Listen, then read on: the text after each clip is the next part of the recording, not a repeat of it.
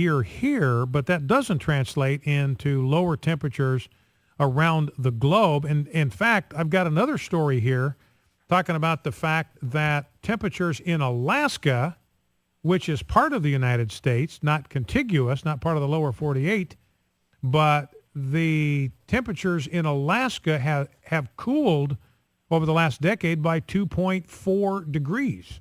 That's right. And besides that, Alaska in size is equivalent to almost a quarter of the lower 48.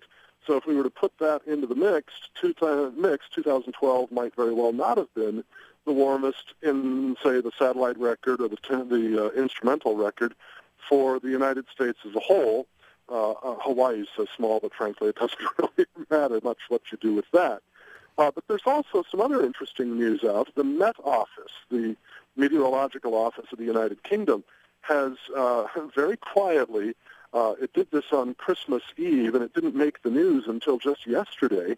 It posted a new report indicating that it has revised its predictions about global temperature for the next 5 years. And it's now saying we're likely not to see any more warming for 5 more years. Well, you add that to the 16 years already completed of no warming, which the Met Office has also reported very clearly and is generally acknowledged now throughout the climatological community. That gives us 20 years of no warming.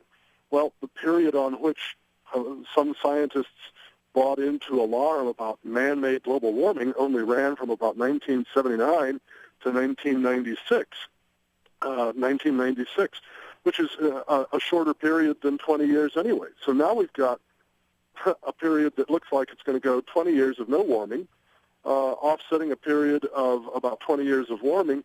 Where is this inexorable, catastrophic increase in global average temperature driven by an increase in CO2? We've still got the increase in CO2. We don't have the increase in temperature. You know, it's interesting. If you burrow into this piece in the New York Times, I'm looking right at it here, you get down about the 5th or 6th paragraph, talking about the global warmest, doubt that this striking new record would have been set without the backdrop of global warming caused by the human release of greenhouse gases. 2012 is a foretaste of things to come.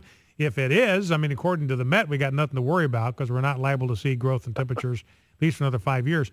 But it's interesting, the lead sentence in the next paragraph, even so, the last year's record for the United States is not expected to translate into a global temperature record when figures are released in the coming weeks. So even the New York Times, if you read it carefully, they're admitting that this doesn't necessarily mean anything when it comes to worldwide temperatures. Yeah, that's right. And so what you see is headline writing that is designed to promote the hype, to promote the alarm, and a general story that's designed to do that, and then just enough dribbled in there to say, well, we were honest anyway.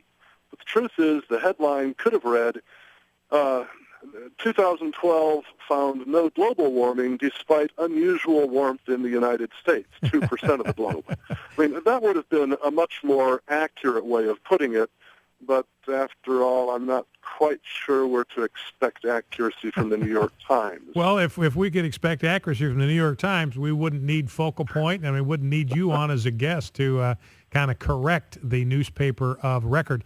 Now, I came across a story this morning, Cal, and I just want to ask you to respond to it. I don't know how much you'll know about this, but it was a piece on Newsbusters, which does a great job of kind of exposing bias in the media. They're real friends of what we do here at Focal Point, and they refer to some work done by Anthony Watts, who has a website called What's Up With That, arguing that according to Watts' intensive research, it appears that the NCDC, this is the National Climatic Data Center, that their data is the source of this story, hottest year ever, has been keeping 2 sets of data, one for public and gullible mainstream media consumption, and the other, the actual stats. And then he's got a chart, a side-by-side comparison.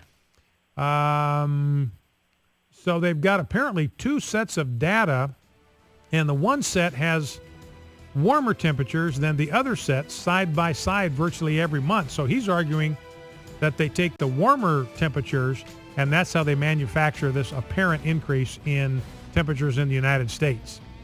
Well, you're right, Brian. I hadn't seen that. Sounds fascinating. I'll have to take a look at it. But meanwhile, I am actually on vacation in the Rocky Mountains with my son and his family, and I'm staring out the window at this gorgeous snow-covered mountainside and just thinking, my word, what a beautiful world God made. Amen to that. All right, Cal. Well, listen, thanks for taking a break from your vacation. Go back to it. Enjoy it.